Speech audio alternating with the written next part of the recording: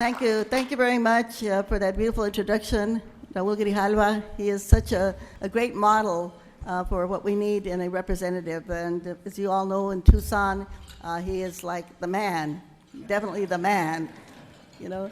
And I also want to thank Hilda Solis, my very, very dear friend, for taking time. I know they're very, very busy in the Congress right now. So Hilda, thank you very much for taking time to be here with us. And of course, let's all thank Mickey Vara for bringing us all together. A big old hand for Mickey.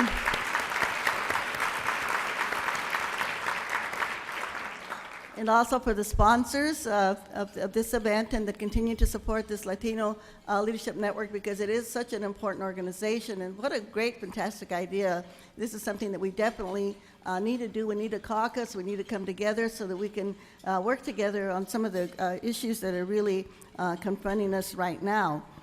And again, thanks for honoring me. This is so great, and for letting me sharing this wonderful time with you. I have been, as you all aware, been involved in activism for over 50 years. And I guess even going back to when I was a kid, when I was 8 years old and got involved in the Girl Scouts, you know? And I was a Girl Scout from the time I was 8 till the time I was 18. And by the way, do you know that about 40% of the women in the Congress were former Girl Scouts? So this is another organization that we really have to support. And I am from New Mexico, like my good friend here, Mr. Rudy Becerra from Coca-Cola. Somos manitos. The manitos in the crowd. In my family, my dad was actually a volunteer for the Mine Workers Union. His name was Juan Fernandez.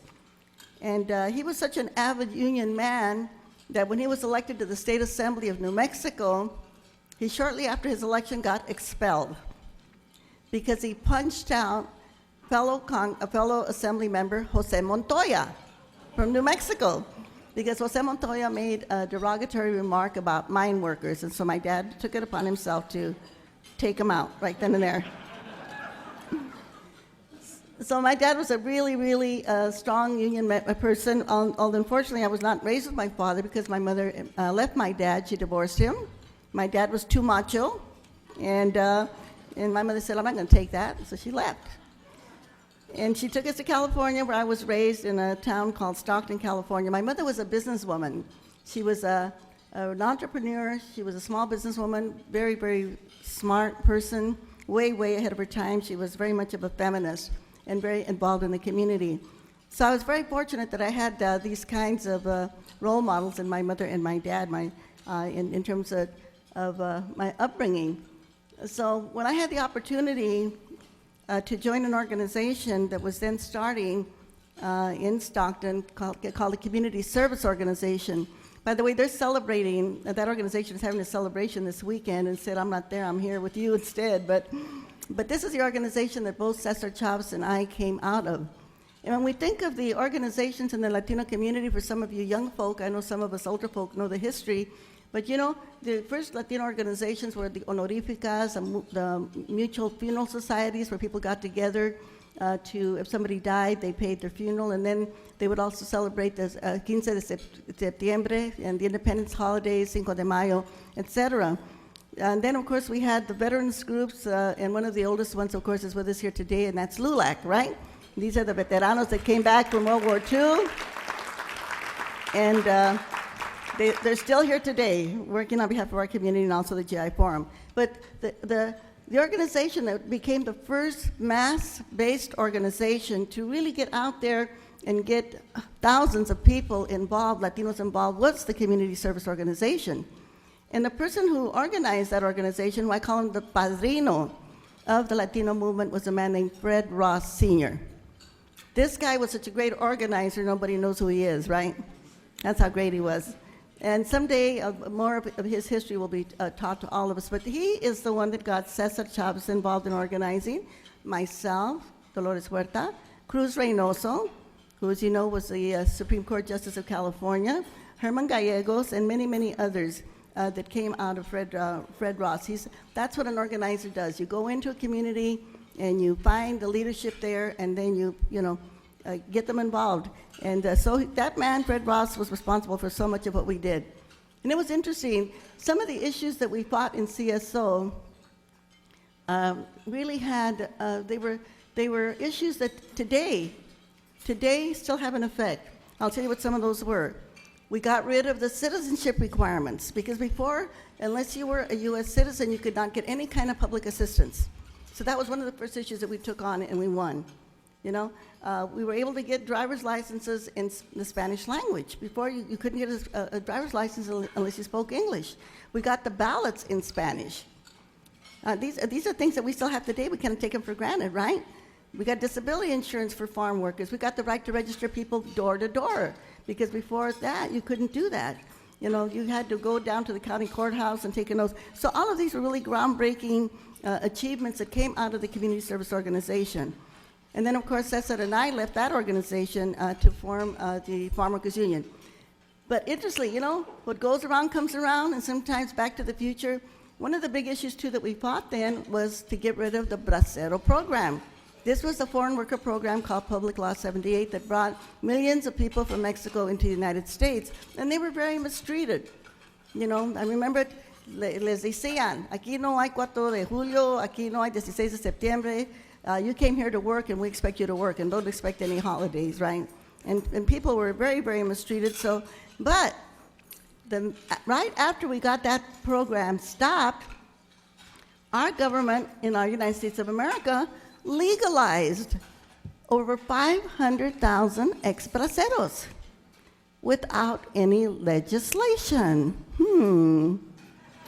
There was no law passed. It just kind of happened. It just sort of happened, right? So Cesar and I got involved, and we were making, you know, papers for all these people to be able to come into the United States. And then they were saying, well, they couldn't bring in the wives and the families. So I flew to Washington, met with the Deputy Secretary of State, and we changed that regulation. So not only could the ex-braceros come in, but they could bring their wives and their children. So that was a really fantastic thing. That happened back in 1964, and of course we used that to help us organize the Farm Workers Union. And the reason I say, look what's happening today, because now in California, while the rest of us are fighting for legalization, they now have guest workers in California. They have over 1,000 foreign workers in Salinas. They have foreign workers in Sacramento, foreign workers in Calexico, and foreign workers in Yuma, Arizona. So, and this comes at the top of the hundreds of thousands of deportations that they have had, where they have split up families, these terrible, anguished conditions that so many families have gone through, where they have taken away the parents and left the children behind. Where we're doing my community organizing with my foundation, the Dolores Huerta Foundation, we had a young man who committed suicide because they deported his mother. And these are such atrocities that our government is doing. So it's almost like the message is here: we want your work, okay? We want your contributions to our economy, but we don't want you to be here. We don't want you to live here. We don't want you to be residents. We don't want you to be citizens, you know? So this, you know, even though we have been we're celebrating our great achievements in this election, we can see that institutionally, we still have a long way to go. We still have a long way to go. And yes, on May the 1st of 2006, we had millions of people marching for legalization against the Setzenbrenner bill, right? We had millions that were marching. And yet we know that we couldn't get a bill passed in the Congress. And we have the deportations that happened right on the heels of what was going on. So that shows that even though we showed that we cared, that we participate in the democracy, that we still have a long way to go. And I think that's something that we really have to reflect on. We know that 187 in California, when they try to take away citizenship from people whose children whose parents were not citizens, that was part of 187, and a lot of the stuff that was 187 was in the Setzenbrenner bill, and that really helped California come together. And so we had this little revolution in California where we were able to get Antonio Viragosa, right, as the mayor of Los Angeles, and we have, it's almost 40 now Latinos in our state legislature in California. And with Setzenbrenner bill, I think did the same thing for us nationally. It brought us Latinos together, and gave us this common cause that we have to work for to get another legalization bill. But in order to do that, we're going to have to do so much work. we're going to have to do so much work. And it's not just enough to come out there and march again, like we did on May 1st of 2006, which, by the way, you know, we should think about that march because that was the largest number of people on the street on one issue in the history of the United States of America. You know, that is how momentous that was. And so a lot of us are thinking, and I know because I've been getting a lot of questions from all over the country as I travel around, and people say, oh, wow, now we got Obama elected, and now we're going to get legalization. Wait a minute, okay?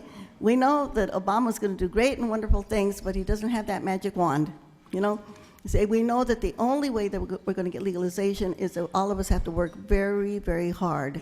And we've got to start focusing, especially on those Congress people that we need to educate, and on those senators that we need to educate so that we can at least get a bill on his desk. And I don't even think we should ask Obama to do anything on legalization until we do the work that we need to do in our communities. We saw this phenomenon in this last election where young people left their homes in California and they went to Pennsylvania and they went to Colorado and they went to North Carolina. Well, we've got to do something like that. We've got to do something like that. We've got to get young people and us older folk, you know, to do the same thing and go out there to some of these congressional places because we've got to educate the public. We've got to make them understand that what we're asking for the people that are here, the undocumented people that are here, it's not anything different than what has always been in our country.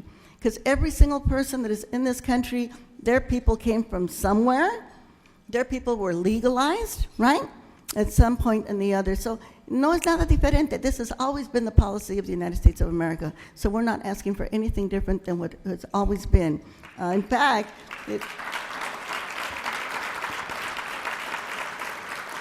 if we go back to the 1920s, there were more immigrants in the United States at that point in time than there were citizens. And there were many immigrants that had the right to vote. They had the right to vote in this country, even though they were not U.S. citizens. So sometimes we kind of forget that history. The other thing that we have to educate the American public on is that a lot of this anti-immigrant hysteria, where is it coming from? It's coming from the same white supremacist organizations that were supporting Jim Crow and segregation, that wanted to keep African Americans from voting in the South. This is who these people are. You know, so if you kind of look at the family tree, the Fair Immigration Reform people, where do they if you follow that family tree, this is who these people are. But they have been very successful because they've gone all around the country and they've gone around and they've promoted all of these laws to stop, any kind of justice for immigrants. So we've got to do the same thing. We've got to go out there and we've got to educate the American public, let them know that these undocumented people that are here, what are they doing? They are taking care of our children, taking care of our elderly, our disabled, you know, cooking our food, picking our food, the food that we just ate right now, came from some hands of undocumented workers somewhere. And they're cleaning our buildings and building our buildings, so they are contributing to the economy with their taxes, to Social Security. They're never going to see that money that they've contributed, right? We've got to educate the public who these people are so that they can understand that they are not criminals, that they are workers, and so that we can start getting that sympathy and letting them know who the opponents are. The other thing I want to just ask is, because you are the leaders here, you know, while we continue doing our work on immigration, we've also got to look at the other issues that are going to be affecting our community. And some of those issues, we know that we have the same issues as the rest of the American public in terms of health issues, you know, national health care, the education issue, instead of our money going to prisons, let's put some of that money into education. In the San Joaquin Valley of California, they have only built one university since 1965, University of California, Merced. They have built 17 prisons. 17 prisons. These are our tax dollars, you know, and then, you know, we also need to talk about some of the issues, too, that affect other people, like the women's organizations. I'm a feminist. I'm a board of the, even though I have 11 children, I'm very strongly for choice, right? I'm very strongly for choice. And I like to tell people, when we think about who's attacking the immigrants, it's the same people that are attacking the feminists, right? The issue of choice. It's the same people that are also attacking our gay and lesbian community. And I'm going to share with you when we talk, and leaders out there, I'm going to say to all of you out there that are leaders, this is an issue that we have to stand up on. We have got to take the lead on this issue. We have got to go out there and say we are for human rights, and that includes the human rights of people that are homosexuals. You know, we've got to stand up. We've got to be counted on these issues, you know?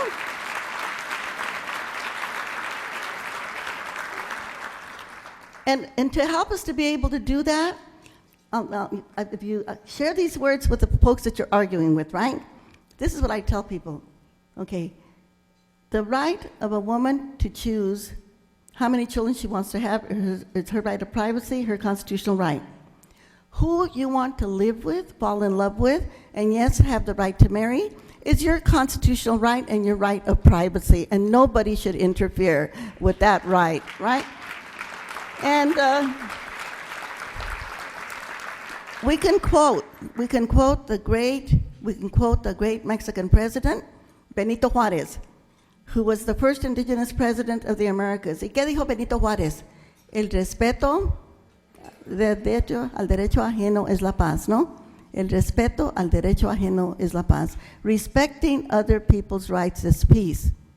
Respecting other people's rights is peace. So this is what we have to say. We have to go out there, we have to respect people's rights, and these are human rights that we're talking about.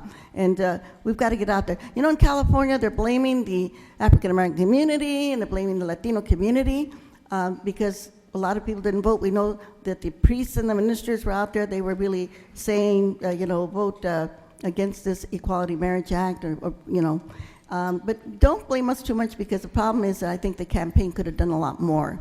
You know, I was out in California, they could have done a lot more. But this struggle is not going to end, it's going to continue, and we have to be there as Latino leaders in the forefront of this struggle, because it is a struggle for human rights. So, the other thing, you know, all of us have been victims of racism. All of us, every one of us, Latinos, have been victims of racism. So we have to fight the racism and the sexism, right? And the homophobia. We've got to be there on all of those issues. And I just like to remind people, and I'm going to throw out this question, you know, because we only have one human race, right? One human race. Where did our human race begin? Somebody tell me. Africa, okay? And what is the name of our human race? Somebody? Homo sapiens, okay, right here in the front, okay? So we only have one human race. We don't have a lot of human races. Nomás tenemos una sola raza humana. And we are Homo sapiens. And yes, our human race began in Africa. This means that we are all Africans of different shades and colors. So we can say to the Minutemensos, to the KKK, and to the Aryan Nation and all those white supremacists, get over it, you're Africans. Get over it, okay? Get over it.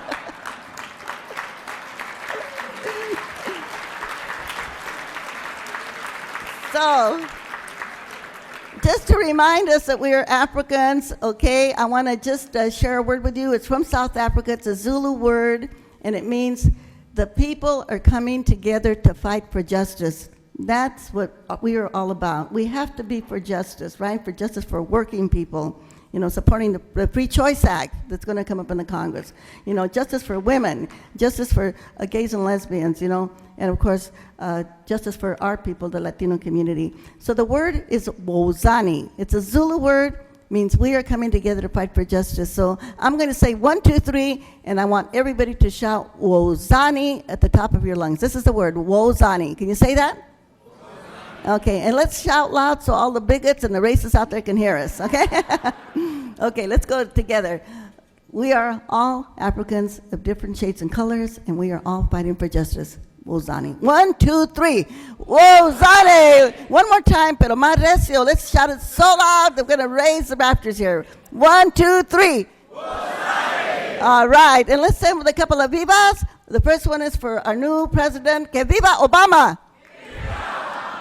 Okay, one for Cesar Chavez, just say viva. Que viva Cesar Chavez! Viva! Que viva the Latino leaders! Viva! Okay, can we go out there and do the work that needs to be done to to really show our presence as we did in the last election, to bring justice to our country. We are the leaders. We need to take the risks, and we need to do the work. ¿Se puede? Okay, todos juntos. Let's go. Sí se puede. Sí se puede. Sí se puede. Sí se... Muchas gracias. Thank you very much.